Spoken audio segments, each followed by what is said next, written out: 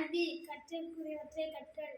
கிபி 17ஆம் நூற்றாண்டில் வாழ்ந்த சிவப்பிரகாசர் நான் செய்யும் செய்தலில் தேர்ச்சி பெற்றிருந்தேன். துறைமங்கலம் அண்ணாமலை வெட்டியார் என்ற பெருஞ்செல்வரின் அன்பை பெற்றிருந்தேன். எனக்கு தொல்காப்பியம் என்னும் இலக்கண நூலை பாடம் கேட்க வேண்டும் என்ற ஆசை இருந்தது.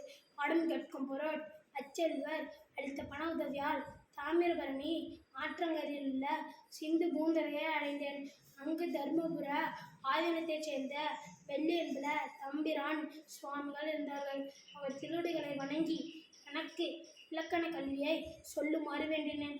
அவர் எனக்கு 5 இலக்கணங்களையும் 15 நாட்களில் கற்பித்தார். கற்கும்போது நான் செல்வமில்லாத வறியவர். செல்வர் முன் பணிந்து நின்று கடன் கேட்டல் போல் வாய் பொத்தி கை கட்டி பணிவுடன் நின்று எதிரில் நின்று சொன்னவற்றில் யாதொன்றையும் விடாமல்